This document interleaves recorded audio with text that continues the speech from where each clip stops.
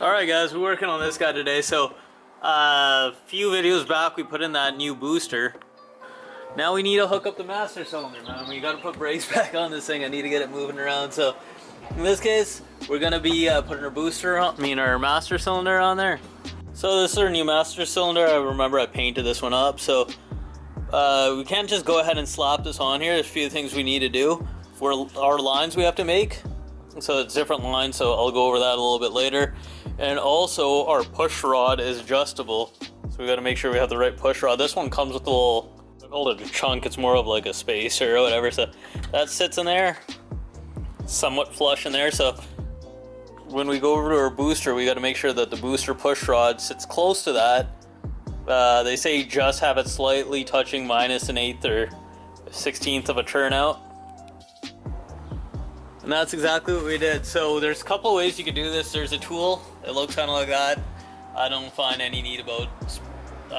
special to go ahead and order this. I'm only going to need to use this once. If you do this for a living, sure, go ahead. Another way you can do is you can actually put clay right on that push rod, bolt your master up, and then measure the thickness. What I ended up doing was I got a little bit of red paint, brush it on there, put it on there, and the paint was transferring over. So I cleaned off all the paint, drove that screw in, probably another half a turn, put it back in, and it wasn't touching anymore. So I left it as that. If I need to fine tune it, I'm only a half a turn out, and which I believe should be okay.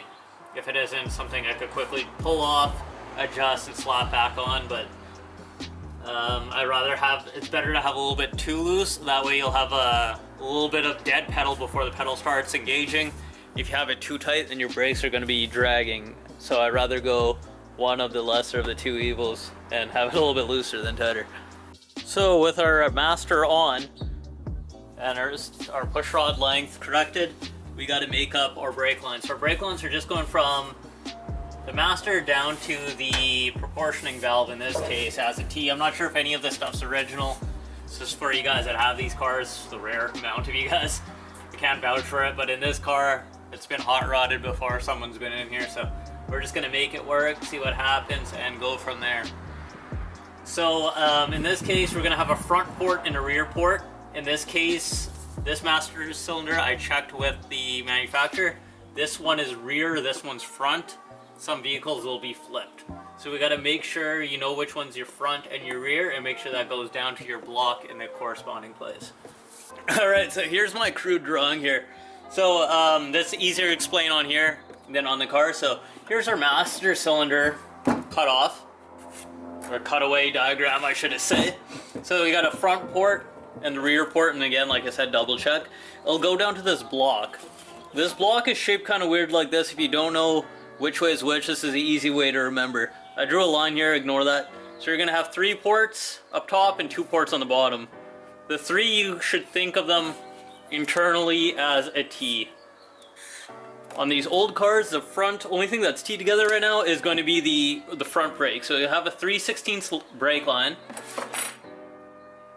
It goes in, and then one goes to the front left caliper and the front right caliper, or front left drum, rear right drum.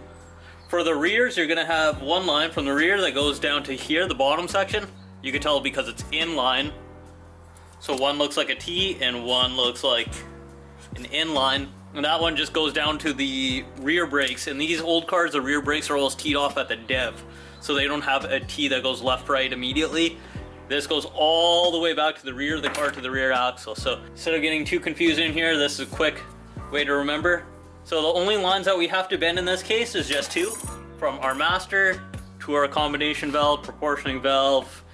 We're going from this red line here and this black line here. So hopefully y'all still following along with me. It's a little bit confusing. Once you do this, you tend to understand it a little bit better. So our brake line thickness here, the pipe, is called a 3/16. This is usually the most standard one. The flare, it doesn't matter in this case, it's called an inverted flare. 90% of the brake lines you'll ever see on any type of old car, American car, is always going to be this kind of inverted flare. So when you ask for brake lines, you're going to get this stuff unless you're getting some specialty metric bubble flare line. But 3/16 standard line is a go-to one.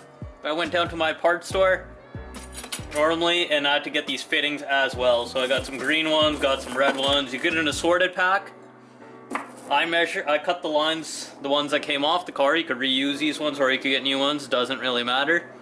To get the sizing of this one, you could thread it into a nut and figure it out. You could take a micrometer and figure it out. What I like to do is grab wrenches and use a wrench as a caliper itself. So the smaller one, the nut is going to dictate usually the size of it.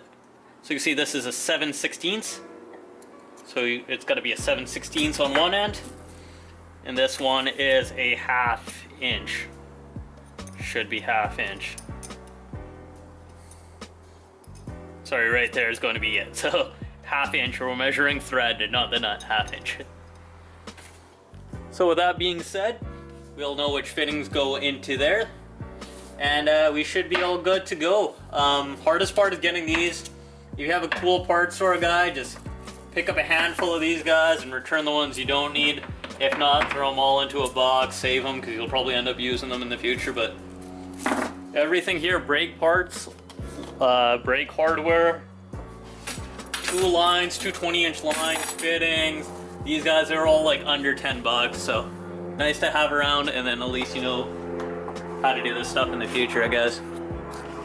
Our brake lines here, these long ones here, we're going to cut one of these flares off right here. That way we're able to get these parts store fittings off, and then we're able to put our own new style ones on here. These ones are small, these are only like 3/8, and we need 7/16 and 1/2 inch-ish. Yeah, hopefully that's easier for you guys to see there.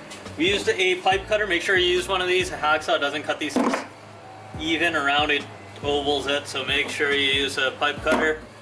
We cut the end off both these guys, a little flare. We're going to keep that one on there. It'll save us a little bit of time. Then we're going to slide these fittings off because we're not going to be using these ones anymore. Then we're going to transfer over our fittings. These ones I just had here, test fitting inside here.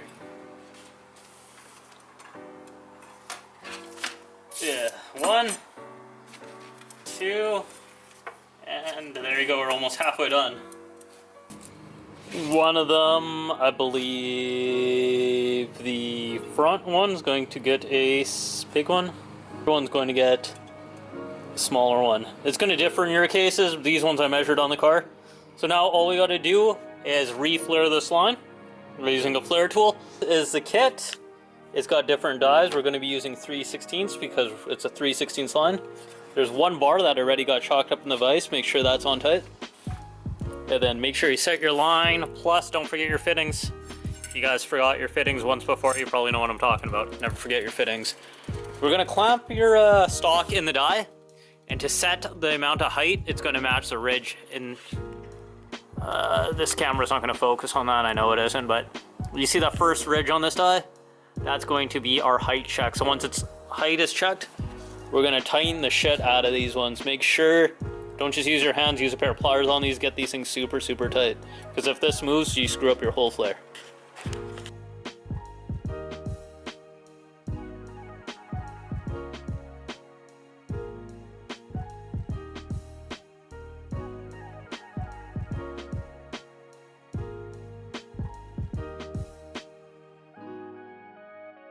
Alright, so lightly mocked up the lines. I got them in this configuration where it's two go this way and then they kind of run back evenly. I'm going to straighten out the lines, make sure they're pretty presentable at the end of it. It's just rough draft in it. And then you can see it goes down to the... So some people call that a proportioning valve. The correct term is combination valve because it also has a metering valve and other stuff in it as well. So it's a combination of a couple different valves, but that's where it goes to. And that's where it is. If you don't like running your lines this way, these masters also have 2 ports on this side as well. These are a universal one. So you can run it either way that you want there. So choice is up to you. I'm going to pull this all off. We're going to bench bleed this, tighten up the fittings down there. And then lastly, we're going to tighten these fittings after it's all bench bled.